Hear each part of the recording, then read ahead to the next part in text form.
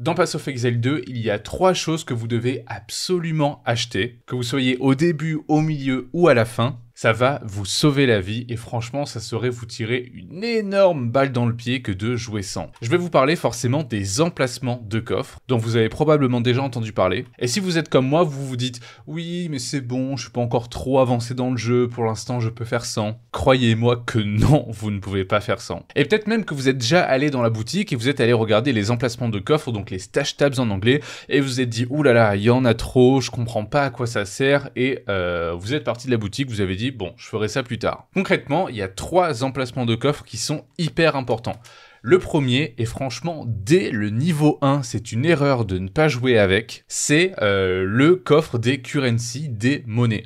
Parce que vous voyez, si jamais vous vous amusez à garder toutes vos monnaies sur vous, alors au début, vous allez dropper en grande quantité des orbes de transmutation et des orbes d'augmentation comme ça, mais vous voyez que si je les mets dans mon sac, et vous allez aussi dropper des runes comme ça, les runes que vous allez pouvoir sertir sur les équipements. Et vous voyez que dans mon sac, ça prend vite, ça se met en stack de 30, là comme ça. Donc ça va vite me prendre plusieurs petits carrés, déjà que le sac est pas hyper grand en PoE. Et en fait, vous allez vite vous retrouver très rapidement dans le jeu avec toute la ligne ici qui est prise en fait de conneries, de monnaie, etc. Et le problème, c'est que si vous vous amusez à le mettre dans votre coffre normal, bah ça va faire en fait un énorme bordel, ça va se mélanger à vos items, à vos gemmes, etc. Et en fait, au final, vous allez avoir un inventaire, vous allez passer plus de temps bientôt à gérer votre inventaire qu'à farmer, qu'à tuer des monstres, qu'à avancer dans la campagne, et c'est clairement pas le but. L'emplacement de monnaie, là où ça change la vie, c'est que déjà, ça va stacker de manière illimitée vos monnaies. Donc dès que vous sortez d'une session de farming ou quoi, vous n'avez pas besoin de réfléchir, bam, vous mettez toutes vos monnaies dans le stash, moi je fais triangle à la manette, et ça s'empile dans le coffre. Mais il y a une autre chose pour laquelle c'est aussi très fort, c'est que vous voyez, on va dropper énormément de shards, là, de petits éléments. Et vous avez vu, c'est des éléments qui, dès que vous en avez 10, bah ça devient là une Regal Orb. Une Regal Orb, c'est une monnaie. C'est ce qu'il y a, hop, juste ici, une Regal Orb. Ça, les chances shards, ça va devenir une orbe de chance dès que je vais en avoir 10. Et pareil, c'est en haut, c'est dans les monnaies. Mais du coup, ça, pareil, ça va vous prendre énormément de place dans votre équipement. Donc, ce qui est génial avec le coffre des currency, c'est que quand vous allez les mettre dedans, là, ça va les stacker. Mais dès que je vais en avoir 10, ça va automatiquement la transformer en orbe de monnaie que ça va directement ranger ici de manière totalement automatique, et vous en gros vous aurez même plus besoin de réfléchir, vous allez arriver bam dans votre onglet de monnaie et tac tac tac tac tac, vous allez tout mettre ici, ok. Donc là tout simplement pour acheter cette stash de monnaie, il y en a qu'une. Je sais qu'il y a plein de stash dans la boutique et ça peut vraiment prêter à confusion. Mais ici, c'est le Currency Stash Tab. Vous venez ici, ça coûte 75 pièces d'or, sachant que si vous avez pris le pack de base pour pouvoir jouer à Path of Exile 2 actuellement, vous devriez avoir 300 pièces si vous n'avez pas si vous n'avez pas acheté de cosmétiques ou quoi. Et donc, vous devriez pouvoir venir ici et acheter le Currency Stash Tab à 75 pièces d'or. Ensuite, le deuxième emplacement qui va être ultra important, ça va être l'emplacement de gemmes. De gemmes, pourquoi? Parce que vous avez vu que les gemmes comme ça de niveau 10, niveau 11, niveau 9, etc., les gemmes de support, les gemmes de skill, etc., les gemmes de support, que vous savez, vous allez fabriquer plein de gemmes de support qu'après vous allez enlever, dont vous allez vous resservir, etc. Ça c'est pareil, ça va vous faire un bordel pas possible dans l'inventaire, ça va être l'enfer.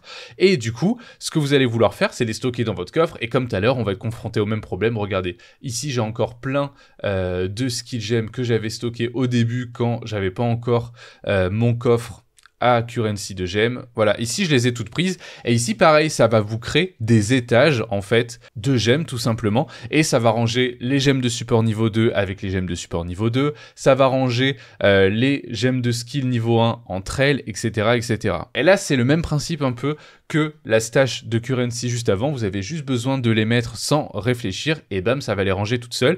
Comme ça, lorsque vous allez faire des rerolls, vous n'allez pas avoir besoin de galérer, aller chercher dans les items, etc. Vous allez juste devoir venir dans votre emplacement de coffre, tout sera bien rangé et vous pourrez directement prendre des skills de niveau 10, de niveau 9, de niveau 8 pour vos rerolls sans attendre de les dropper. Donc ça tout simplement, ça s'appelle la gemme stash tab, ça coûte 40. Vous voyez qu'on est encore loin d'avoir utilisé nos 300 pièces d'or. Là, avec la stash de currency juste avant, ça vous fait 110 pièces d'or, donc c'est l'équivalent de 11 € à peu près. Et la dernière qui est moins importante que les deux autres en début de jeu, mais qui va se révéler primordial à la fin du jeu, ça va être ce qu'on appelle les premium stash tabs, donc les emplacements de coffre premium. À quoi elles vont nous servir?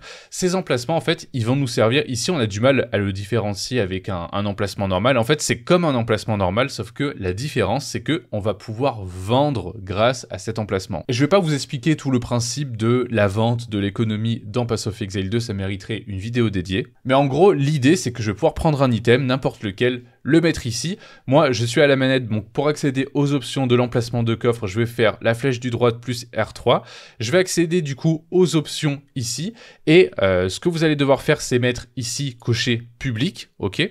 Vous allez vouloir, soit vous avez plusieurs choix, soit vous vendez tous les items au même prix, genre vous mettez que des items entre guillemets dont vous en foutez, vous n'avez pas envie de faire du commerce, juste vous mettez des items pour avoir des orbes, tenter que ça parte, et vous mettez set exact price, donc mettre un prix exact sur tous les items, ou alors ce que je vous conseille de faire, c'est de vendre tous les items de manière individuelle. Donc là, vous allez mettre un prix pour chaque item, et après, à chaque fois, vous allez les vendre séparément à chaque personne. Comme ça, tout ce que vous allez mettre dans cet emplacement de coffre-là, bah, les gens le verront sur le site de trade de Path of Exile 2, et ensuite, les gens pourront vous envoyer un message quand vous êtes connecté pour vous dire, bah, cet équipement m'intéresse, je veux te l'acheter, etc.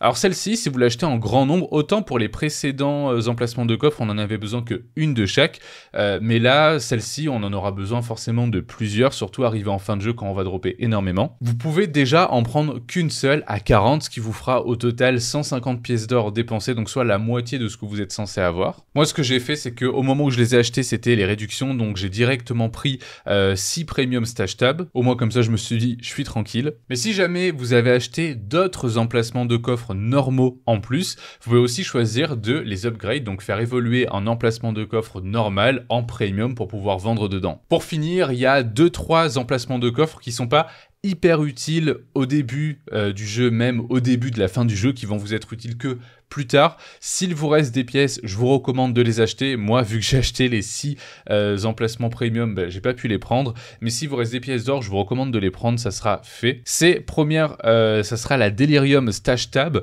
C'est un emplacement de coffre qui va vous permettre de mettre les items que vous allez gagner au Delirium tout simplement. Moi, perso, à mon niveau, je suis au niveau cruel, donc je crois pas en avoir vu passer encore. Mais au moins, vous pouvez vous dire que c'est des choses qui vont pas traîner à droite et à gauche. Et la deuxième, c'est l'essence Stash Tab. Voilà, c'est ici ce que j'ai ici. Ça augmente un item de normal à magique avec un modifieur de défense. Donc c'est pas mal quand vous voudrez aller plus loin dans le craft, mais perso j'en ai pas eu encore beaucoup, donc j'ai pas le besoin d'en acheter tout de suite.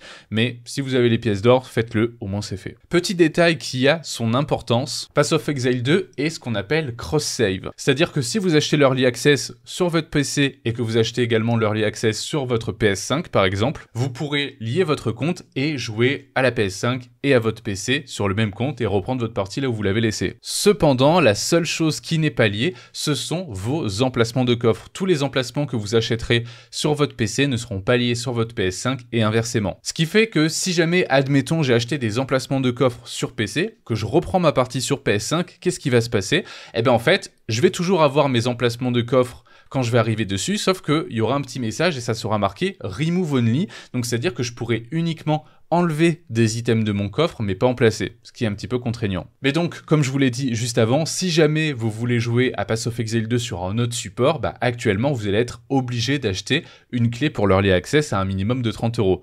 Ce qui fait que vous aurez également les 300 pièces d'or. Donc si vous voulez jouer de manière efficace et même plus simple sur 2 supports différents, eh ben, je vous conseille tout simplement d'acheter exactement les mêmes emplacements de coffre sur les 2 plateformes avec les 300 pièces d'or que vous aurez. Comme ça, quand vous passerez d'une plateforme à une autre, eh ben, ce sera beaucoup plus simple. Dites-moi dans les commentaires si vous avez fait la bêtise d'acheter un cosmétique dont vous ne vous servez jamais à 300 pièces d'or ou si vous allez acheter les bons emplacements de coffre grâce à cette vidéo. Je vous dis à bientôt, ciao ciao.